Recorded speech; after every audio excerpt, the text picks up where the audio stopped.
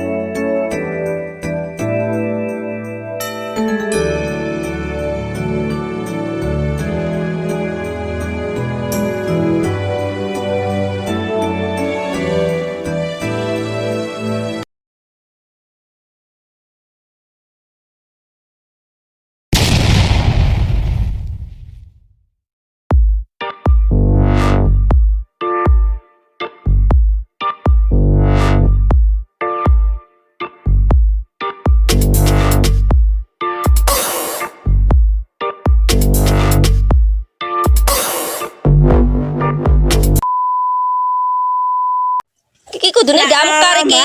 Lah iki kudune damkar, nek ora damkar ya ora iso no. Few moments later.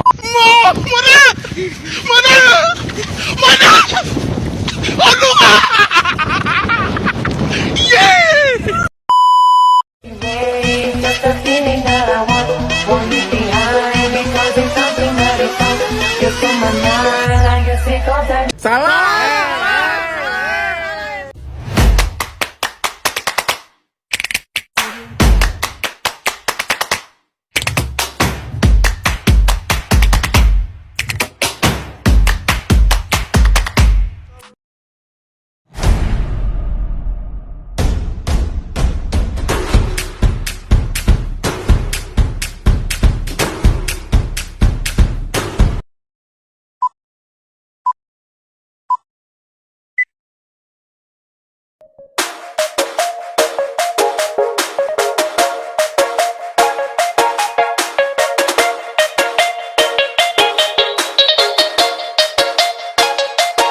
Assalamualaikum warahmatullahi wabarakatuh. Di sini saya akan menjelaskan materi tentang hubungan sifat-sifat fisik dari suatu senyawa obat.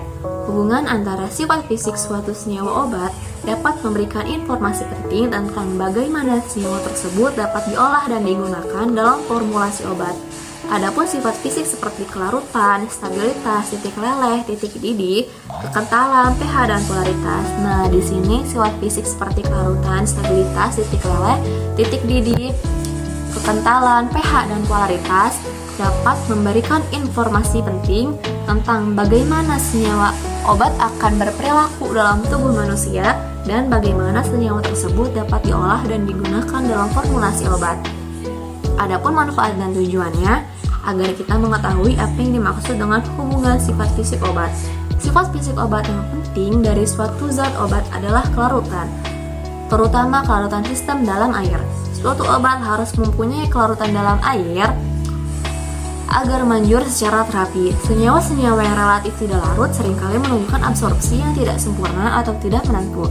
Obat harus mencapai tempat aksi dalam konsentrasi yang cukup agar dapat menimbulkan respon. Untuk obat-obat oral yang memiliki kelarutan kecil, sering muncul masalah pada kecepatan absorpsinya. Berikut beberapa sifat fisik senyawa obat. 1. Kelarutan. Kelarutan adalah kemampuan suatu senyawa untuk larut dalam kelarutan tertentu. Kelarutan dapat mempengaruhi penyerapan, distribusi, dan eliminasi senyawa obat dalam tubuh. 2. Stabilitas. Stabilitas adalah untuk mengacu pada kemampuan suatu senyawa untuk bertahan terhadap perubahan fisik dan kimia. Stabilitas yang baik penting untuk memastikan bahwa senyawa obat tetap efektif dan tidak mengalami degradasi yang tidak diinginkan selama penyimpanan atau penggunaan. 3. Titik leleh. Titik leleh adalah suhu di mana suatu senyawa berubah dari keadaan padat menjadi cair. Titik leleh dapat memberikan informasi tentang stabilitas dan kemurnian senyawa obat. 4. Titik didih. Titik didih adalah suhu di mana suatu senyawa berubah dari keadaan cair menjadi gas. Titik didih dapat mempengaruhi proses formulasi dan penggunaan senyawa obat. 5. Kekentalan. Kekentalan adalah ukuran dari sejauh mana suatu senyawa obat mengalir. 6. pH. pH adalah ukuran keasaman dan kebasahan suatu larutan. 7. Polaritas. Polaritas adalah ukuran sejauh mana suatu senyawa obat memiliki muatan listrik yang tidak seimbang.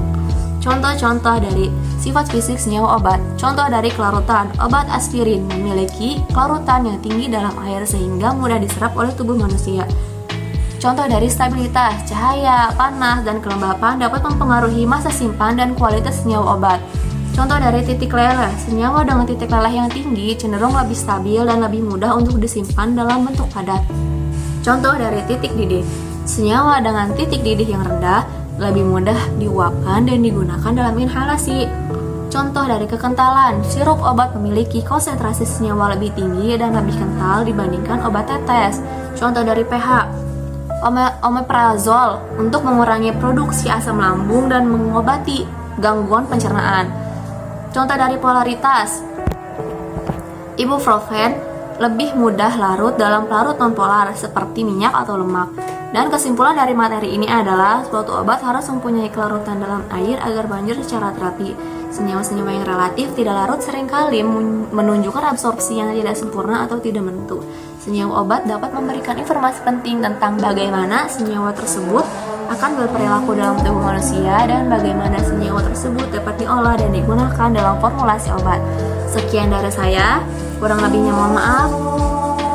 Semoga bermanfaat. Terima kasih. Wassalamualaikum warahmatullahi wabarakatuh.